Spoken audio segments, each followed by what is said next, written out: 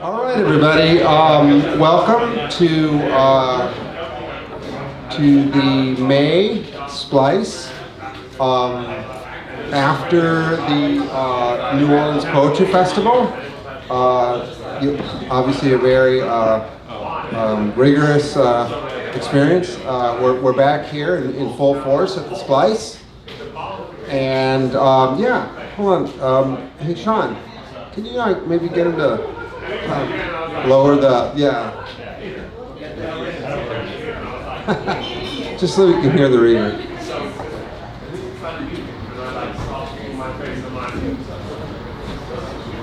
Hey, Brent.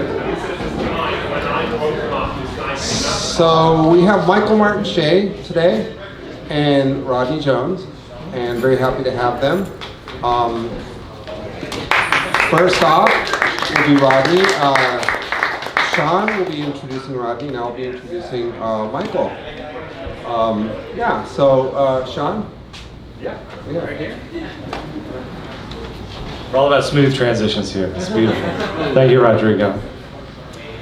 One of the most honored poets of his generation, Rodney Jones, has been praised for his narrative and lyrical skills, as well as empathy, intelligence, accessibility, and original humor of his work. He is the author of 11 books of poetry, including Salvation Blues, winner of the Kingsley Tufts Poetry Award, and Elegy for the Southern Drawl, a finalist for the Pulitzer Prize. In 2016, he became the second poet to be inducted into the Alabama Writers Hall of Fame, and his latest book, Alabama, might get him ejected for being too honest, too smart, and too goddamn funny about serious things. Central to Jones' poetic is an acute sensitivity to the quotidian, where seemingly ordinary moments become imbued with existential significance. Through meticulous attention to detail and a penchant for vivid imagery, Jones crafts a poetic landscape that oscillates between the familiar and the extraordinary, inviting Southerners and other ilk to traverse the liminal spaces between reality and reverie. Everyday experiences become portals to profound insights, and the mundane transforms into extraordinary. His language is both accessible and richly layered, persuading listeners to sit inside the speaker's mind like a 21st century farmer at the wheel of a John Deere tractor with AutoTrack TrueSet tillage technology. These poems are as Southern as an igloo in Alabama. And if you just scoff because you realize that simile was completely inaccurate and a little insulting, you're probably as Southern as these poems. The American South serves as both backdrop and protagonist. However, in his latest book, Alabama, the South also works as an antagonist, fomenting an intertextual dialogue with regional histories, cultures, and landscapes. These poems beckon us to embark upon a journey of introspection and illumination, navigating the labyrinthine corridors of human experience with a keen eye and a fat heart. Please welcome to the Splice stage, Rodney Jones.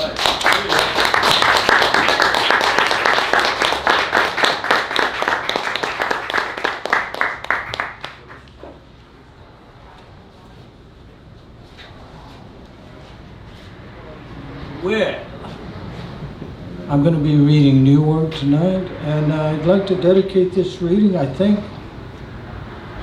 Are you Burnside Soleil? Yes. This is Burnside Soleil, has a new book coming out from Texas Review Press. I think it may be the best book I've ever read about place. Oh, wow. Thank you. And he lives here. I've never met him, and I was so happy to see you were here. I'm happy to be here. Talk about the ordinary. This first poem is, I don't know where things come from. This is called, in this version, The Swim, and actually probably a swim in late July. I noticed waiting in a cold spot in the water. No reason for it I can find. A mild shock about the length of a fox in a lake of lukewarm water where children are leapfrogging from rubber tires strapped to posts. No underwater spring I can find. Hot spots I might understand. Children leave them unthinkingly, cooing with an inarticulate joy as they dissipate, but this cold spot does not dissipate, nor does it flow. Every year in spring, the lake turns over. The bottom comes up and the top goes down. Every year in fall, the lake turns over, the top goes down, and the bottom comes up. Many people in these hills say the spirit of a missing child rules over the lake, a little girl who wandered away as her mother was being baptized. A few swear that very day a curse was placed on the lake, but who can really know the God who made the world in 7 days from the God of misgivings and sorrows? I notice wading out a cold spot in the water. No reason for it I can find, though each day, all sweaty July, I lock my phone in the glove box and swim. The news of fresh murders has no place here. Ask me how I can be unhappy. I am an old man moving toward deep water with a blue sailboat on my new swimsuit.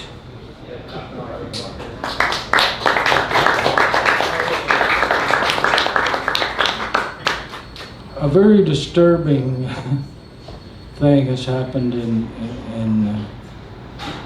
the red state area, which is not subject to state after state, but to the people and places where I was born. This is called the Campaign for Decency in Our Time. There's a red pubic hair in the Jell-O salad at the church picnic. There's a realtor with misophonia spooning okra from a cup across from a beard with false teeth click-clacking at an ear of corn. There's a boy putting on lipstick and a skirt in the women's restroom.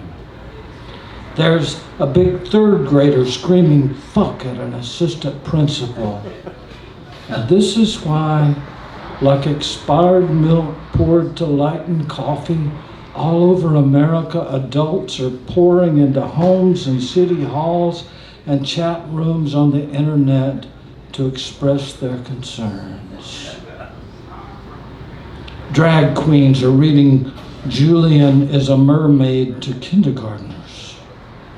Mad-tarred liberals approaching to confiscate their guns. Warnings flow from coach to pastor like $100 bills. There's a red pubic hair in the Jell-O salad at the church picnic. And the red hair is not an apocalyptic symbol, only it is here like a scraggly cedar on a distant hill. It is not unnatural, and if someone amazed to be talking to a guest from Spokane forgets and swallows, it is protein, it will not kill them. But aren't paranoiacs who mean to do good by hiding books from children sad? Like real dogs barking at television dogs. They cannot help barking, even the governor of Louisiana. There's a boy putting on lipstick and a skirt in the women's restroom. There's a big third grader screaming fuck at an assistant principal. Drag queens are reading Julian is a Mermaid to kindergartners. 6 naked cheerleaders are twerking in the graveyard at midnight. There's a red pubic hair in the Jell-O salad at the church picnic.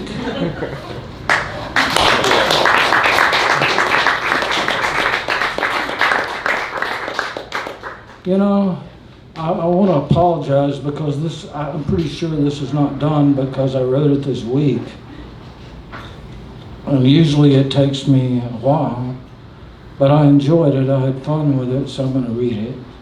So you're going to see something ugly, maybe.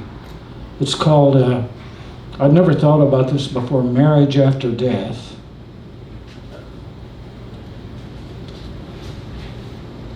Forgive me for being ironic. I am a chicken. Because I was raised in the one and only true church and grew romantic and absurdist leanings, I believe God may clone John Keats and Elon Musk to serve as mules and draw the cart that carries my soul to heaven. And I believe they may serve martinis there, even marijuana, to smooth the wrinkled spirits.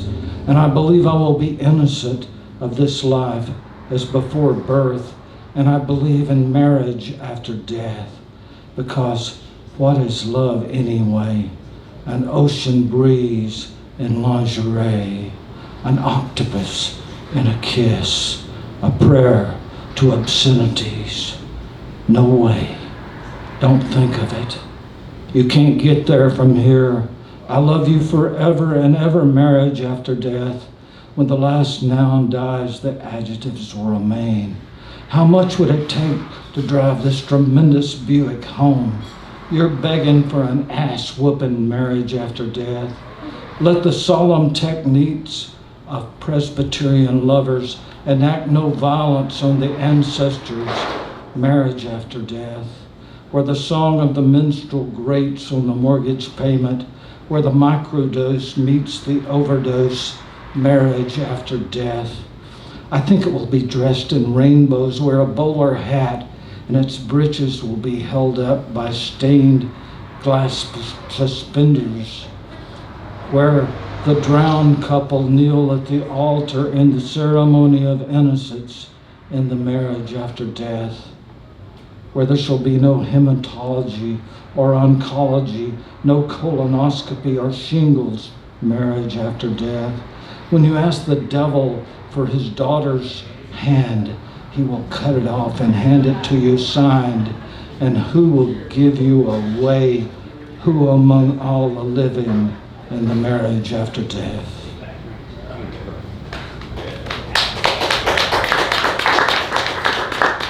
Let not to the marriage after death admit impediments, for it is not a riddle, but cleaves deep under the flattery of 1,000 groomings and lecherous whispers smeared on shouts and evangelical tents. Spin the wheel. You're a fraud, ballot stone, an ear of corn. You're a pap smear singing bluegrass at a pagan picnic. A 7-year-old Nepali girl sold to a shithead. And you're alone, and a tick away, that far, that close, as the internet requires you answer 8 questions regarding your visit, beginning, were you well served? Yes or no? On a scale of 1 to 10, do not fudge, O marriage after death. Think how wonderful it will be, flying through wormholes, seeing galaxies being born, though someone will always be saying, I expected more blue. Or dragging along a friend they knew in a previous life, or vanishing with someone cooler they met at intermission. And when it is all over, when everything is over, the early flirtations on balconies become numbers in a ledger. Ask, will souls have no memories of their earthly bodies?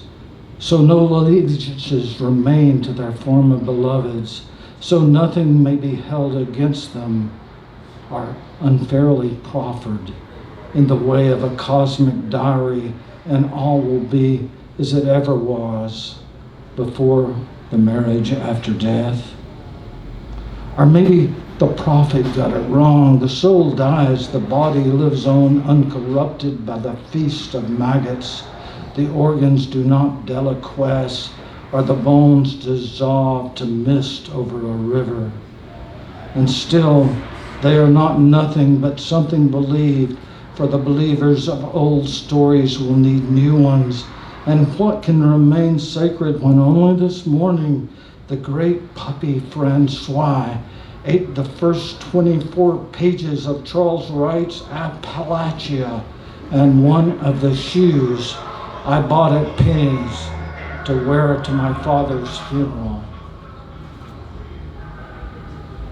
But now I ask you, think of small things you might have taken for granted as they depreciated, luminous odors, sniffs of pumpkin pie testifying in the oven, like fragrances whelming up as you whittled on a mare's hoof, are admonitions of stumpy, dependable aunts you should have listened to, are M-dashed poems of Emily Dickinson that seem to make no sense, things to think about during the first millennium of the honeymoon of the marriage after death. Sometimes I watch couples at the cafe drinking coffee and chatting, the young wives flirting in diagonals with their best friends' young husbands, and the husbands shaking it off with grinning nods as they stub out one after another their Camels and Marlboros and occasionally reach into their coat pockets for a flask and take a swig of bourbon or vodka. Oh, look, they still wear the penny loafers they bought in high school. The wives wear saddle Oxfords.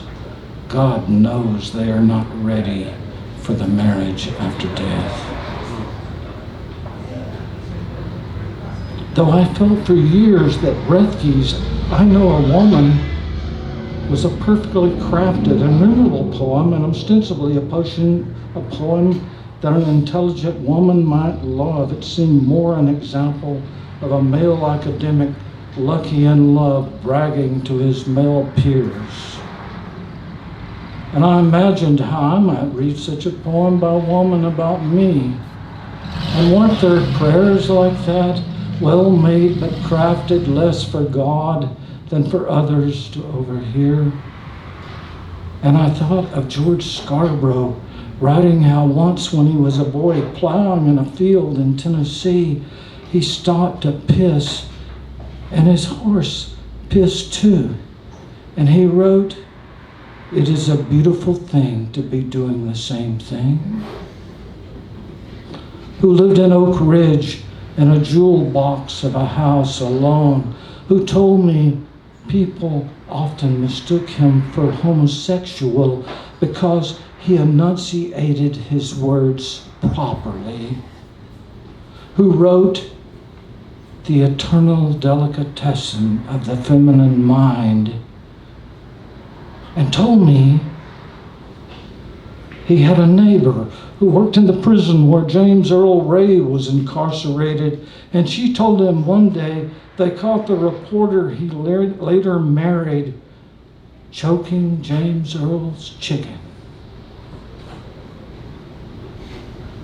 A great man, a lovely, lovely man, half Cherokee, the son of an alcoholic sharecropper who gave up a promising career in letters and returned to Oak Ridge to care for his ailing mother. And once, when two friends were driving us to Nashville for a meeting of the literature panel of the Tennessee Arts Commission, the younger friend rolled a joint, lit it, and began smoking. And George said, "Honey, do you mind if I try that?" Took 4 hits and began one perfectly grammatical sentence that stretched from the Cumberland Plateau to the Nashville city limits.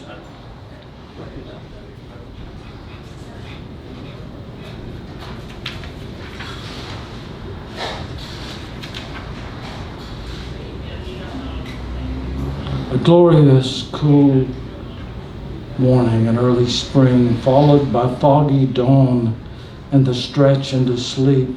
Did no one ever consider how in death stories time moves backwards? The enlightenment of afternoon followed by the renaissance of a morning cup of coffee, the news shrinking to an occasional blip, silence and invisibility as the fallen rise from their graves, no longer time's hostages, and make their way in wheelchairs or leaning on canes and move slowly, passing the crowds gathering on the shores of bewilderment, and step into the limousine, backing up to the hotel to let out the bride and groom at the marriage after death.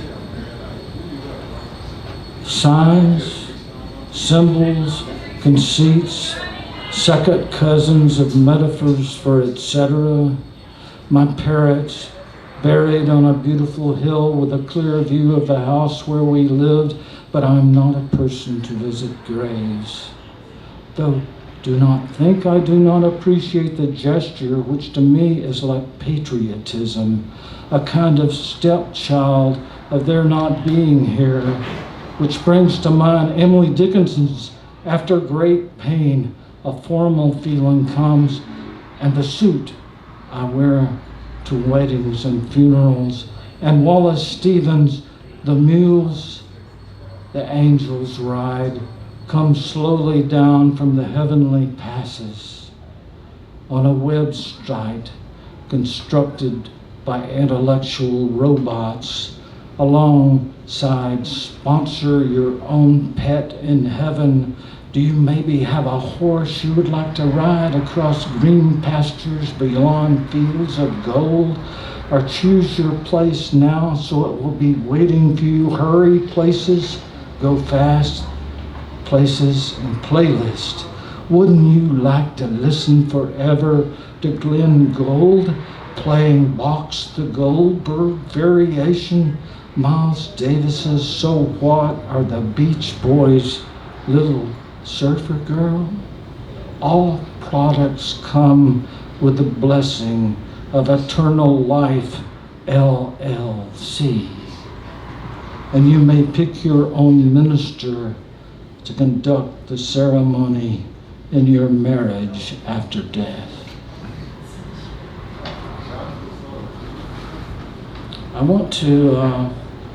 I probably should say I've been thinking about dedicating this to Bill Lavender, so I'll do it. I mean, I don't only write poetry, nor does Bill Lavender. This is called Sewage and Poetry.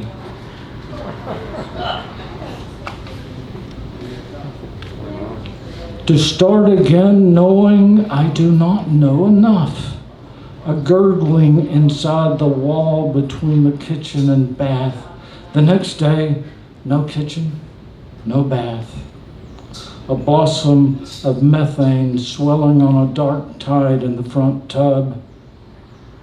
The system of the poem, sometimes a grudging trickle, sometimes a plangent spout, depends on the physics of the fortunate accident. The God fist unclenches, the tumblers sing in the lock. This is the fifth fucking blockage. I have plunged and augured. I have switched to Angel Soft toilet paper.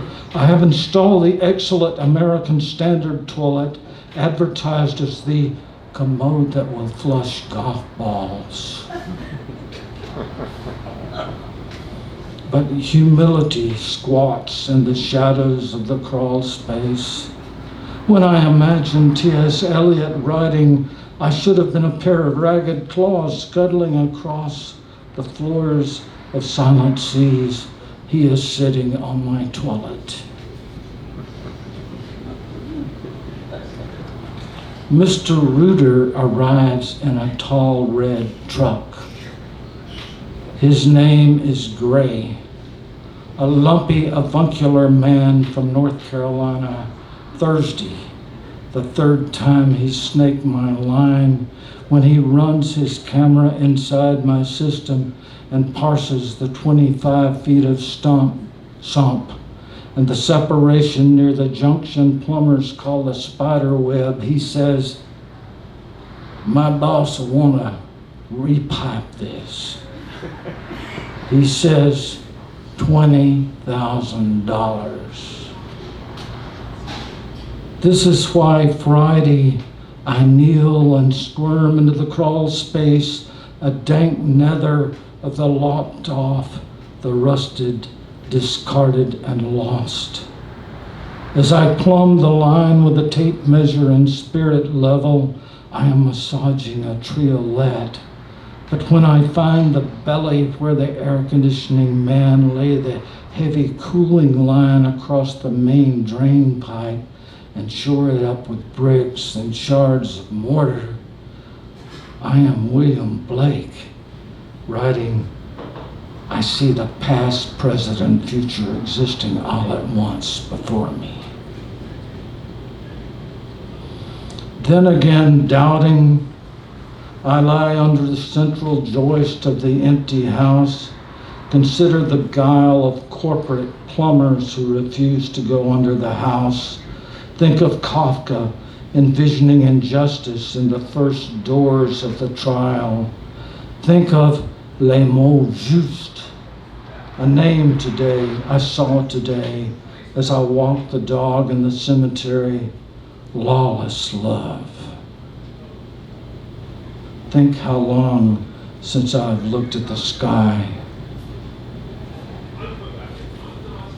How know the true poem from the fraud? In her last letter, CD wrote she was looking for something hairy. Etheridge said he met his workshop in a bar and told his poets when they were reading their poems out loud, should a drunk stumbling to the John ever stop and listen, there draw a star, for that is your good shit.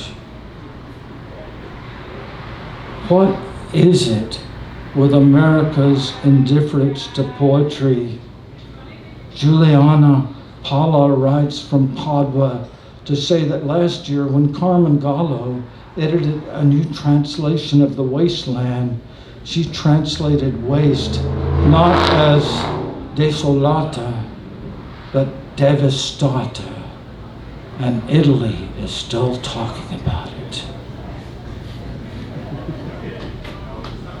My greatest discovery, I am under the kitchen, unscrewing the cap of a leaky clean-out when a spate of foul-smelling, coffee-tinted water gushes out. When it subsides, I run my gloved hand into the pipe and, feeling something adamant and unforgiving, draw out a number of pearly chunks of the hardened rosin of dish soap, grease, and fatty scraps scraped from skillets and tied together by locks of Katie's hair.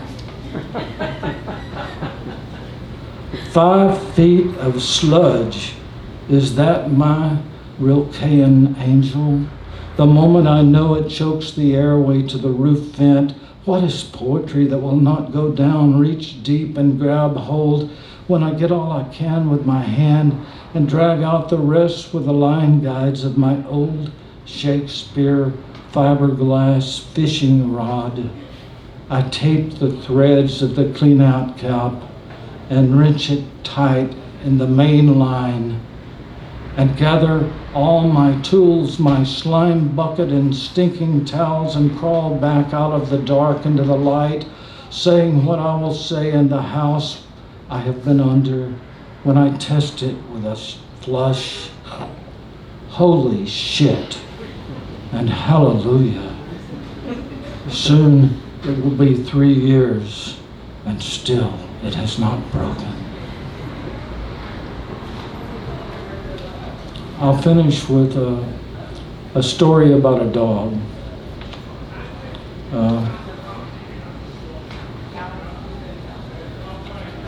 Grady, my father's friend at work, told him when he took his dog Hyacinth to the vet for a rabies vaccination, the assistant said, "In a few minutes, just pull up your truck by the window out back and pick her up." But there had been a tragic miscommunication. Because Hyacinth was 14, lame, one-eyed, gap-toothed, and balding at the snout, the man assumed Grady had brought her in to be put down. Here, my father paused to think about what he was not saying and didn't say it. And then, though he was an ironic man, in order to make up for telling a funny story about a very sad thing to his own son, added, and Grady was foolish about that dog. Kind, disciplined, a sophisticated reader, he might have said crazy, but the word he used was foolish. My father liked the world. When he bought his first 2 heifers, he named them Beauty and Fuzzy, speaking to them softly as he pitched their daily alfalfa and rubbed them behind their ears. And much later, in his early 90s, when his herd had multiplied to more than 100, he still named each cow for her outward appearance. I do not like to believe that I unconsciously copied my propensity for naming animals from my father. I prefer imagining that, like my habit of photo-optic sneezing or my fear of heights, it is lodged deep in our DNA. In particular, I have liked their eyes, their fur, which we do not have, and their mortal souls, which are wings made of dust. I have considered crocodiles that pull us apart underwater. I have asked livestock for forgiveness. I have meditated on the divine rights of the virus. But I have not named animals for their outward appearance. My fledgling crow was Parcheesi, my sow-tock piglet Hominy. I did not name the opossum one night who stopped on its journey across the back fence and held eye contact with me for nearly a minute, though I could have named it anything. Standing there so peaceably, I might have called it Mahatma. Stranger, who do you think I live for? Whales, Rotarians, aphids from outer space, centipedes in satin point shoes? Is one of them a biter? Does one taste like chicken? In the moment and on instinct, at Thanksgiving we get down on all fours and make sounds to one another. One family in the 21st century, a man, a woman, a brown cat, and a spotted dog. Kind, disciplined, and sophisticated reader, I know everything is sick, flooded, broken, or burning. I would like to bark at this heat. Once I was wild, and still I am my father's son, calling Zook, here, come, Bossy, Lambrusco, John Henry. I know we are all delicious, but I will not eat you. Thank you.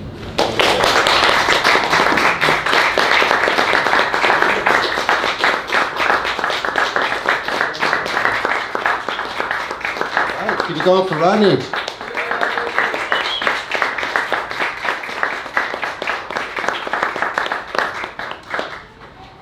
All right, so 2 years ago, when I joined Twitter, I started seeing posts by one Michael Martin Shea at Imminent Fields. Someone completely unknown to me at the time at Imminent Fields quickly became one of my favorite posters alongside Joshua B. Adams, Harmony Holiday, and the Action Books trio. And long before delving into his poetic and critical works, I thought to myself, man, if this guy's poetics comports itself anything like what I'm seeing in these posts, I'm sure to discover an arsenal of poetic freshness. And that's exactly what happened in spades. But I should list here the qualities I was detecting and delighting in. First, and this is my opinion, and it is not that common among North American poets, was a sky-high tolerance for contradiction. Dialectical, fractal, dialectical contradiction, the ability not to just handle, but detour material social irony at tertiary and quaternary levels. Coupled to that fencing foil quickness to it all, along with what I detected was a native talent for poetic brevity. But wait, it gets better. It all comes with a relentless give no fucks attitude towards institutional comeuppance.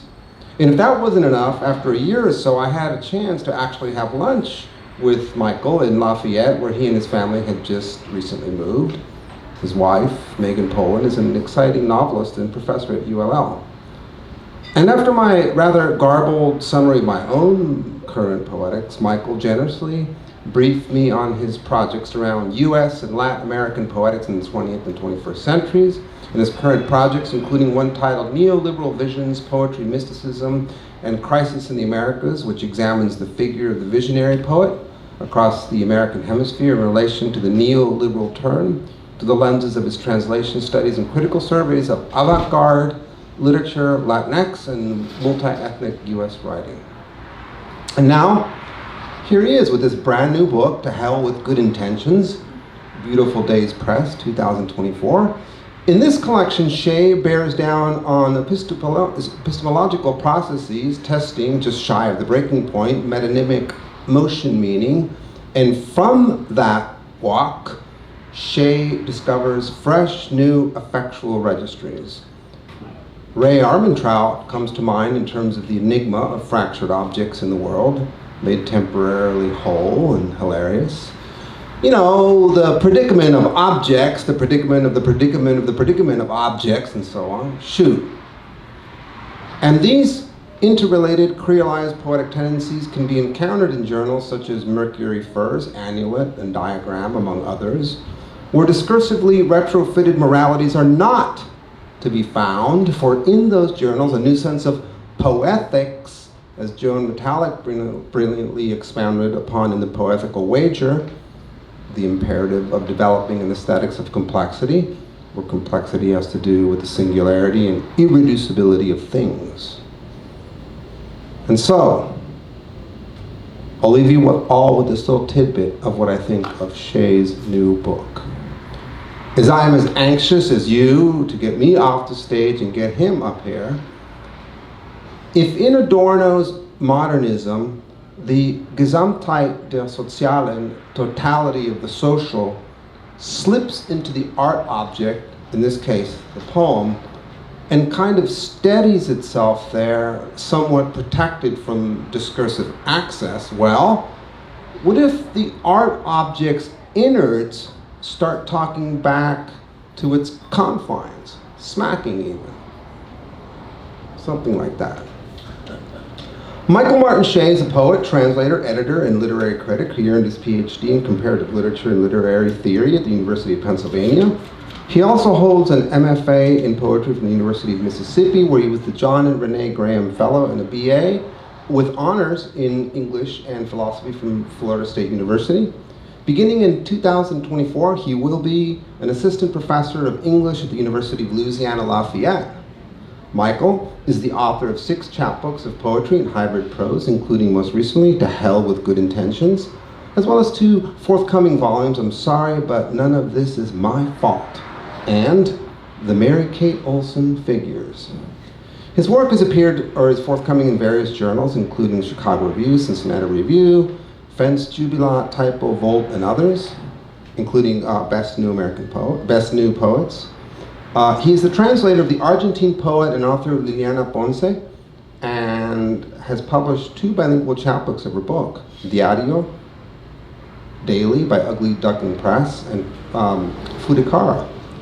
A full-length volume, Theory of the Voice and Dream, is forthcoming from World Poetry Books in 2025. Since 2015, he's been involved with the Best American Experimental Writings. It's an anthology series, serving first as manuscript editor before becoming a series editor in 2020. BAX, Best American Writings, Experimental Writings 2020, is published by Wesleyan University Press. Michael also edits Charm, a journal of new poetics. Let's welcome Michael Martin Shea.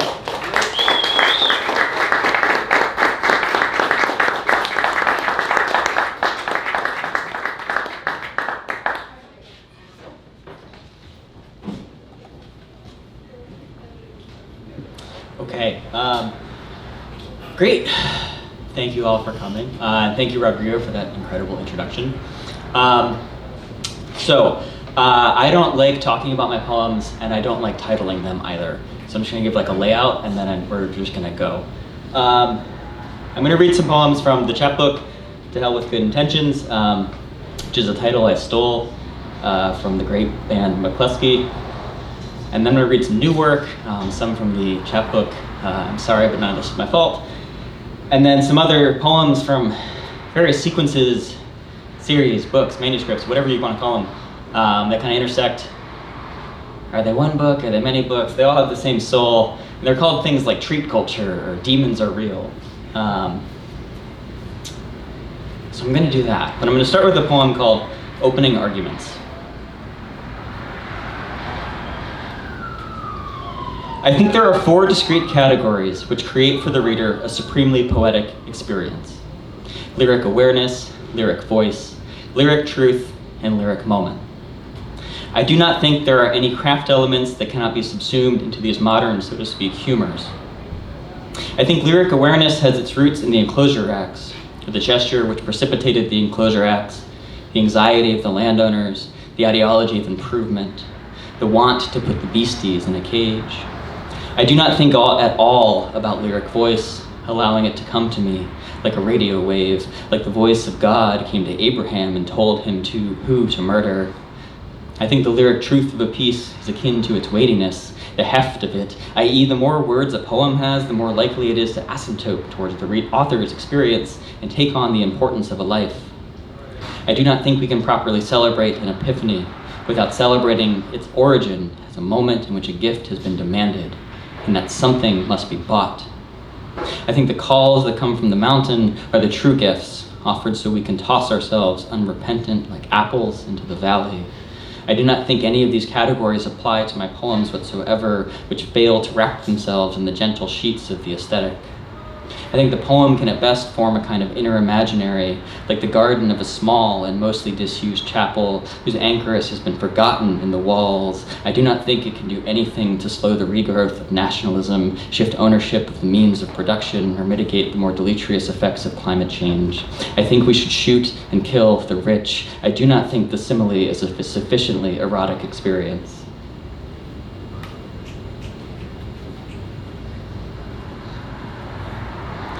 Crimsons cover the freeway of the future.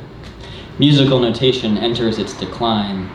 A cloud's collapse is nothing like a father's, empty like the lyric is, cornered by the operation of its thought. I go outside rarely, spread my creams with pink hands sick from washing. Pink is an index to an elsewhere, a notion inclement like the 2 sticks which make the weather happen. The wantonness of drinking has begun. I return to the reason for everything, and whispering into the mic, I'll say, there goes one who knows where the guns are. Unclasping my undignified rucksack in the margin of the help wanted ads, I'll spit host from my mouth like a provost when the people say, good day to labor. I'll circle the eggs round my cabin with your petrified language so clever. There goes one who knows how to wire a puppet, a pipe bomb, a wedding reception. Now, my God, will you leave me alone? Doom emerges from the polygraph, not to get too wanton with it. The artist's t-shirt line motto from each according to his stable, the corny phrases of the aged, abiding beneath the smooth veneer of labor, hawking bad photographs for money. I am prince of this zip code and grow old like citrus in the window. All the bitter wives of Christendom lay down in the valley before me. Hello shrine I cannot enter. Hello garments of endlessly fungible youth. The system nears perfection in its moment of collapse. Bordering lines are like history. One time I saw a girl on film shit out a banana. She was 23. In March, I hunt in anger for the amulet. Caught cottonmouth by pilfered pills, it was the balloons we sought, or their explanation in the early days of yes and no, but mostly no. Gunfire we sought, a bracing fear in the tepid formalism of the urban, from which a spire protrudes, not impolitely, not a vision. What possessed me to breathe from someone else's airways? The exchange of gas like a conversation, balloons the work of a woman now out of work because we refuse to conceive of her motions, their importance to the social, a pop of cyclonic blue amid the drab tresses of the row homes, the removal of which we sought, latex now littering someone else's meadow. Human sex is not impossible. Curds and coffee linger like the interminable need for friends, or our parents in their heaven of polymers, ensconced in the strictures of capital, opaque the way the ocean is, in the North Atlantic, and elsewhere too, I guess. I can no longer see it, the surface of the knowable world like a map stuck in the glove box of a car now compacted, whose roads are gone, and whose roads are these, unpaved and so desirous of it, balls of prophecy in the nutsack of the real. I make the cursor move inside my mind.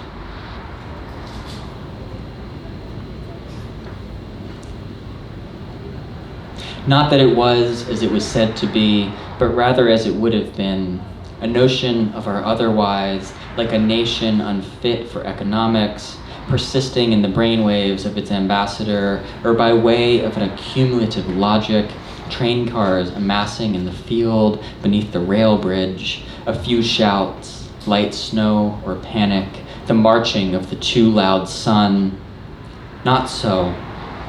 A quotient of abstraction travels up your spinal column, births an impulse towards texting. Small rivulets of MDMA in the heartland, beaked men beneath your window, the lunacy of the stars. I gather it all in my cloak and set off towards a future we would have wanted had we known it could be known to us. Pilgrims strung from the jiggly boughs of maples, the hound's corrupting song. Red windows beseech you for the tonic. What I grasp about myself in the kitchen, washed over by the falsity of time, monogamous unto itself the way a child is. Things got more interesting when I returned to the méconnaissance of youth as when Monet observed the slippage of the visual, a fugue state of color from which language will one day spew forth like sebum from a good pimple, the vitality of the body and the body's ancient needs to fuck and suck unending. Twilight, the shuffling of the beasts, the ideal geometry of the dishwasher, ceremony has been prescribed upon me. When I come, I hear the fawn beneath my door. Satan necked me from his Cadillac. I said fin de siècle, but I meant fin de semana. I was so in tune. It was cold out, and nations were falling. Is it cold out in the other world of ideas and forms? A roughness hewn to belief in cities functions under the auspices of a suspicious sun, which will not wait for us to walk back our claim upon each other. You dig in, asking the many particulars their names. People see my life changing. A town square suffers the weight of desire. Glass noodles fill a warming room. And the cheap paper we'd print our flyers on, marvelous hues stark against the tiredness of wine. Of the window you told me once, you believed it saved you, and I was jealous. The people that we walk through on our way to where we're going, what they think they're here for, is it real to us? Rough year unfolding as if we had been wrapped inside a large and malevolent present. I have been careless with my memories. Decades pass above us as the clouds would have. Evening comes the way a car crash happens. Breath collected and exhaled in rhythm, exiled to the outer reaches of the farm. Train sound dredges up a lesson to bring a daughter here with what pictures? An email gives you ASMR. With pickaxe handy, I swallowed the blue pills and let them clasp my throat, tracing a line as if it were a finger. And speaking directly into the mic, I'll say, what came before will come again as rain or rage does. Some winds to beat the window with, music or a song, fear of motorbikes, the afterlife, a distant blessing, highway construction, remembered fondly the way an evening was. With time ascending the ladder towards belief, or at least symbol, blue pills, blue rain, blue hatchback abandoned on the hill. I find all of this insane. I pluck my harp and the wild horses came.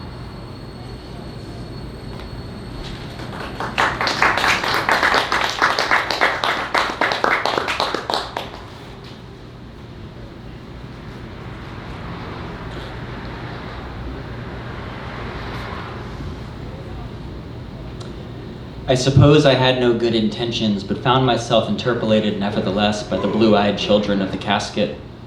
The death room looms skyward like a moth, sphincters tighten, gravitational force, excess of mothering symptoms. I highway myself into the darker portions of the national fabric and remain for hours unnoticed as a toad, dull clink of frothing in the dawn's abatement, plastic Adirondack chairs stacked like books beneath the eaves. Do the others have truth inside them? Vatic impulses or impure thoughts, down in the coulee, down in the unseen parts, down in the manicured whiteness, down in the DIY apocalypse garden. Another blindness hides inside the spigot, routine gust of hateful wind against the downspout. Is this scream diegetic? Is this dog breath diegetic? I will kill you if you critique my prose style, and I will kill you if you move against my son. I took the virgin's path regardless and was not among their number. Were you there when the orb refused to function? Were you there when they spoke about the thaw? Churlish finger, a delirious haze of father concepts, semen retention pond, down settlement parole officer. I tried to hide my face in the ocean bucket, but was struck with the illness of the pharaohs. Mellifluous airport music, a jug of wine upon the mantle, going to work again. Wine in boxes, wine in bags. Is this tablecloth dactylic enough for your dinner party? Are the women gone? And has the music ceased to function? Collared greens, choke collars, the maudlin musings of the 20-somethings, spies in the maidenhood, spiders on your arms. Sometimes I would fantasize about riding the deleterious tractor. Sometimes I would count my blessings while the orb made its strange rotations. Sometimes the sky would open its mouth to consume me like a porn star. You know what the fuck I mean. Filigree, pedigree, the grass grows up around me, the ache, the highway lectures. I await the dog's death with the proper human levels of suspicion. Sediment mystic, the cave has yet been made for you, O fictive bourgeois subject of the poem's fictive present, my subtropical blood. The harvest flavors, space-age conquest, I do not dissolve into the ether. First you do your homework, then you get the blessings. First you touch the jelly, then you get the rose. Bespotted duelist deep in the fundament, in the liver duster, in the yellow spectator parka, in the unusually naked rainstorm. Hatred spirals like a jetty, meanings nest in objects like the stupid ghosts of yore. We all saw the same things, but some of us knew they were signs then. Someone's been busy in the forefill, please you to wake the fuck up. The stained garments, the ruined petunias, the sow with its eyes turned out, crepuscular, low-life, Zoom, platitudinous orphan. I am one with world system beyond numbers, pain, or law. The mountains breathe like weather balloons. He put his bare feet in the creek and did a quick line like there was nobody watching. Illuminated capsation, nation, managerial delirium, ogre, beer in the belly, beer in the shed. The uterus rose up like an egret in the body, a parade of dead financial officers. The straightforward practice of fucking has been undone by our mental frameworks. We are all one substance undergoing its permutations, which is little comfort. Evangeline geodesic filament of brighter youth lost somewhere in the bayou waters. I knew not the potent of the negative phrase. In my visions of the tall witch, I do not breach her misty lair, but linger by the doorbell like an Amazon package. Percussive tongue, the inlet wane, don't wager on my staying. I became a man in 1840 to let the daylight pass through the fantastic slats of my skeleton, our marble cornice, a ring of text tattooed around your scrotum. We were haunted by the real spirits of the dungeon and minor rats and tubers, latkes, frauds, and dyads. Performative vacation package, the maudlin cotton in pursuit of darker pleasure. Tiny wavelets of optimism ping-pong through my gray matter. The universe is melting from the inside like an ice cream cone. Will the waning affects reappear in full regalia? What do years of microwave usage do to your brainstem? Cowbones on the mantle, I trace each letter like a chaplain, ignoble subject that I am. But for the first frost, but for the home movies. It's funny that you think things will ever be good again in your lifetime. Inshallah, the world is ending, for I cannot ride this train much longer. Driving drunk again to the conference on returp-related futures. Yes, sir, the flood of the Christ are upon us now. Elongated violence window like silly putty. Historical conjecture of your precious lips, sweet rosemary. Yellow bile, marjoram, medium potato, large potato, more rosemary. Then slowly, the spider crawls along the honeyed rim of the glass. Its spinnerets unfolding geometry for your prayers, for your nascent self, for your unending madness, for your spiritual armholes, for pertussis, for your rude balloons. Geometry surprised us and may again in the transcendental oneness section of the Whole Foods, in the balloon section, the alienation section. I think insurance adjusters should be strung up like Mussolini. You have 26,000 Saturdays left in this lifetime and an untold number in the next. In those days, I had neither form nor function, but was blessed by the divine irradiance of the vulpine bulb. Fungal ruin, a weak spot in the nudity of your eyeliner fluid, dilapidated insect kingdom from which I am evicted. Schemes of multi-generational daughter trauma stretch blearingly into my nether regions. Televangelist patois ballad, I do sex myself. Under the great uterine abundance, an orgasm of birdsong. In the quiet hours, I could sense what had been done to me, but was unable to picture it. Thin wags of clouds taunt me like cane smoke. Enumeration is not useful.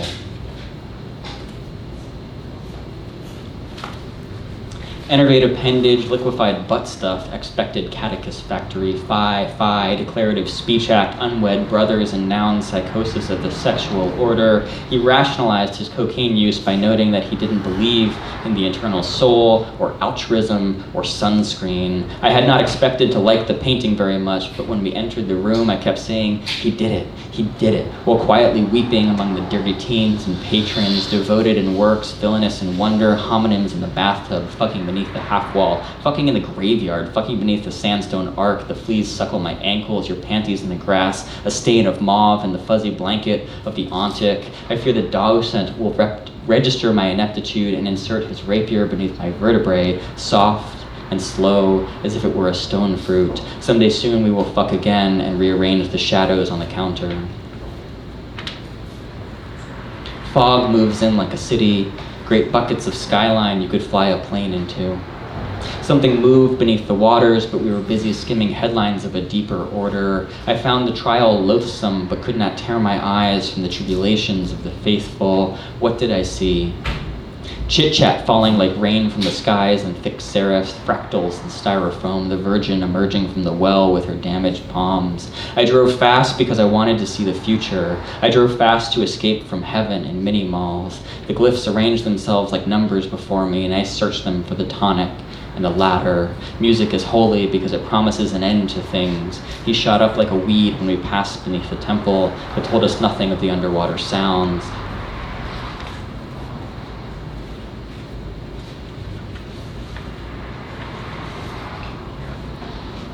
Divine radiance of the Godhead versus enumerated grievance machine, catatonic mailman glasses, the functionaries laugh and laugh. Engorged subject, the nightmare women will not disrobe for you, nor set free their screams into the chamber. From amidst these pallid and the rancid, I select my number and bequeath myself into the gentle seas of denim. Sedatives fall like housing blocks, metonymic of the sacred wheat, deduced mnemonic of the visible custom bike gear. Your bosom is a fortress. Vengeful spirit, I call you now and forever after, a lunacy of my own invention, the awful roads and awful wisdom, an ochre pear served with beets, the fifths align like tax receipts. I haul ass upstairs unto the palace, reverberations of the possum in the crawl space, in the attic realm, in the tailpipe, outward spiral of the subject we know nothing of. Is that a portal to the future in your pocket? Deduced integrals ringing round the axis of your Holy Spirit, drugs isomorphic with other drugs and pill types of powder, dried mushroom caps, little baggies. Your brain is not ascending but doing the dog's death. A quiet mutter, a quintessence bleeding out, unchained ministers ruminate upon the rumors of a darker order beneath the leaded soil, the uneven universal proposition rumor of all kinds of untowardness and devilment. Sirah, sirah.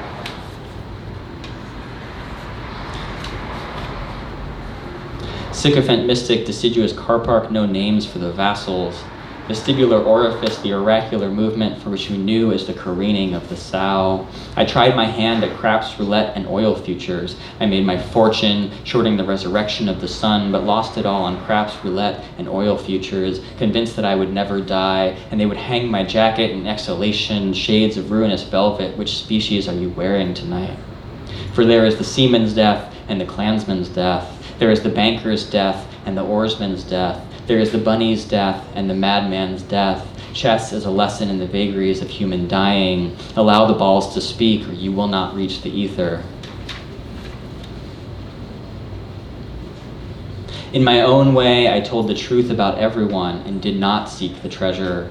When we reached the sulfur lake, you set down the chalice and began to scream. Liquid mercury, resurrection of the dinner party rumors. All things are endless in their own way, which is not our way, tyrannic order of the persons. I flushed my mind of ruin and sally into blossom, wry giblet of quotidian means.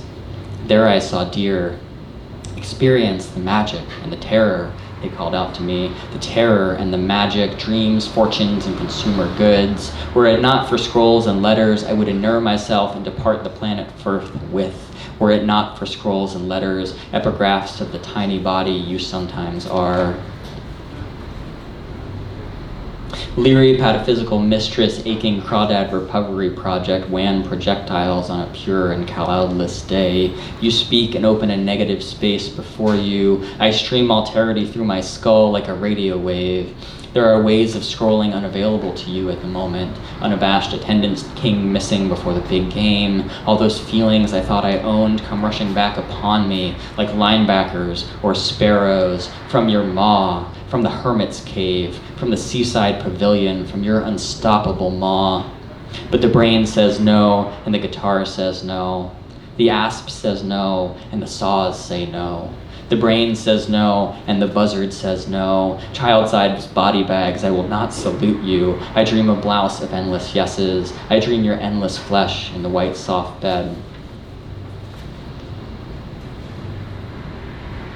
I never asked to be born into this life.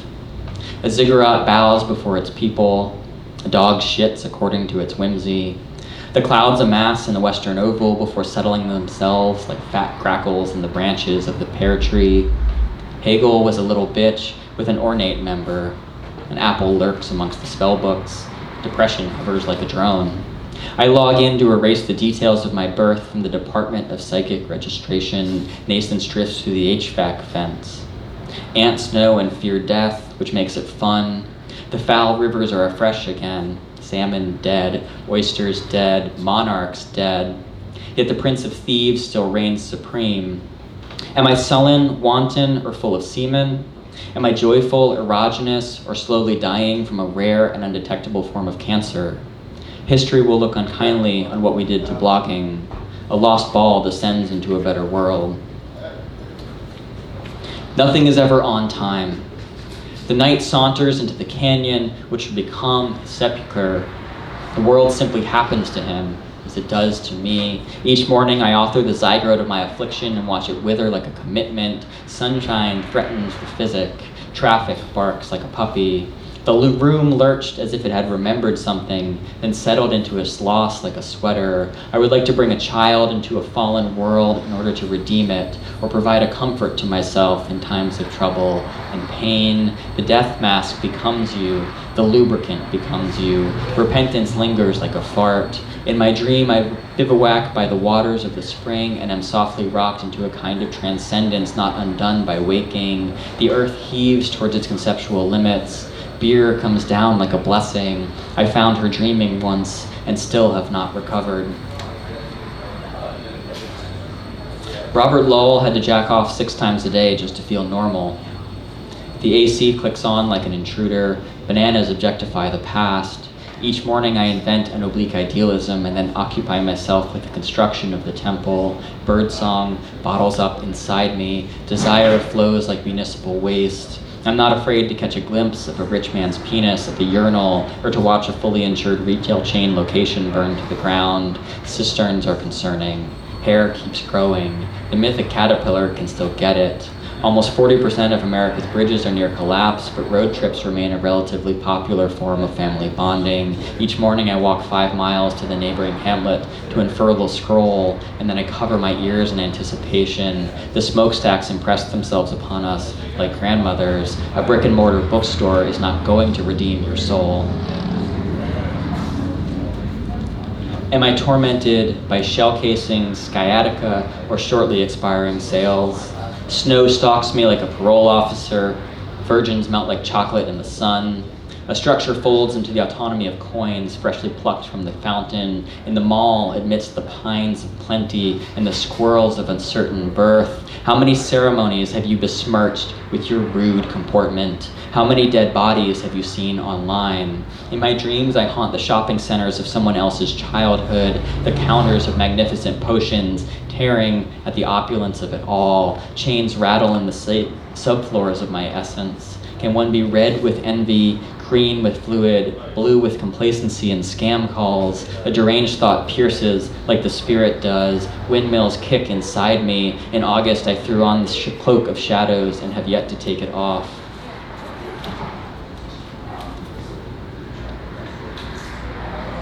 The statue of the rooster has a purpose. The flooded subway platform has a purpose. A great force gathers the poppies and assembles them into a carpet draped beneath the downtown buildings, shimmering like 2 near stars. A wild hog terrorizes the wealthy. Green fruits go nuts when we're not around. On my phone, I find a picture of my more carefree self strutting in the daylight and attempt to summon his presence. Desire fires up the Ouija board of yesteryear. I remove my cap and insert my fingers into the earth, wet with envy. Harm cannot befall a prince in waiting. Peaches will outlast the interim president. I would like to shimmer the way a guitar chord shimmers, or to touch the spine of a book in such a manner that it unlocks a secret door. Ditchweed has a purpose. Stockpiling automatic weapons has a purchase. Poetry lingers and then dies like a perennial to return in spring. I've never sunk into the illustrious waters of ascension, nor seen the sullen face of someone I love covered with a sheet. Insects taunt me from their hovels. Borax makes a promise. I aspire to be a generalist who transcend the realm of nouns. Gunshots echo through my brain fog. A mantra transforms into an elixir. A Starbucks cup assumes the mantle of the immortal. I lie back in the tub and set my mind to spin, drawing up an image soft like currency. I lie back in the tub and raise my asshole to the gods. Breasts populate the province. A telex readies itself in the chamber. A bedpan crumbles beneath the apostle. Television has a purpose. An oil spill has a purpose. My body maintains the boundary between myself and all that's moving, and for this I love and fear it in equal measure, but never at once.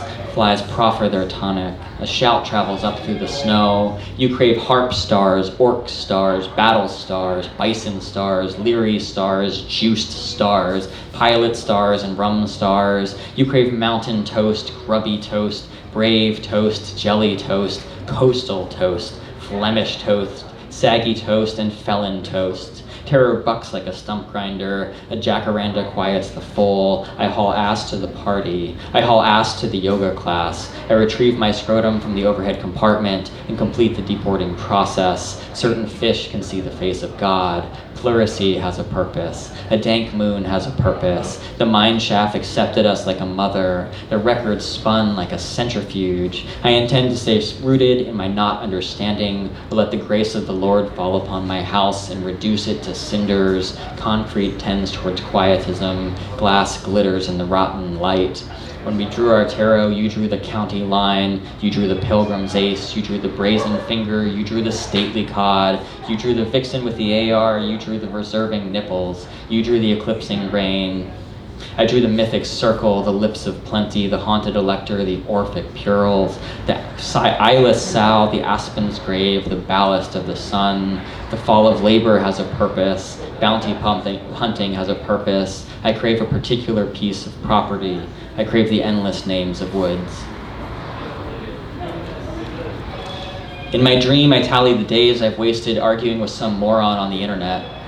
Shock troops pitter into the city. Girlfriends emerge from the skies like ravens. Boyfriends cover the earth like boils. A stately fortune is recovered in the holler from which it was once extracted. Value blanches in the pond. A mother and a father can define the limits of one's early notions of the moral, but they can't say shit about the news today. Concupiscence constructs the sonic register. Terrorists drift like floaters in front of the nation's vision.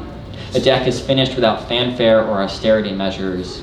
Here is a partial list of things I have said online to someone I disagree with. You should have your driver's license revoked. You should be kept inside of a dog's cage. Your brain is like a wet oven. Your brain is like a pile of damp leaves. Someone should study your brain for science. Someone should feed you through a tube. Thank you.